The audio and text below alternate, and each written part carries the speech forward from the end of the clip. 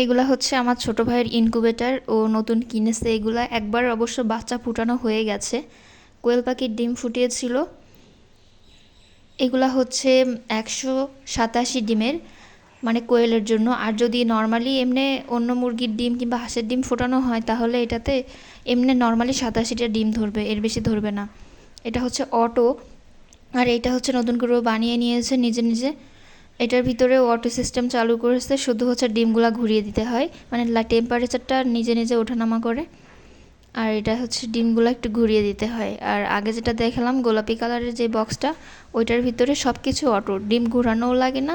ডিম হচ্ছে আপনার টেম্পারেচারের জন্য সব কিছু অটো সিস্টেম করা। আর এখানে হচ্ছে নতুন এটাও বানিয়ে পরীক্ষামূলকভাবে কিছু ডিম দিয়েছে, এগুলো ফুটে কিনা। ওর হচ্ছে ফার্মিংয়ের জন্য ওর কোয়েল পাখি আছে, সেখান থেকে ওর ডিম, বীজ ডিম সংগ্রহ করে এখানে ফুটাইছে। আগের বাচ্চাগুলোও খুব সুন্দরভাবেই ফুটছিল।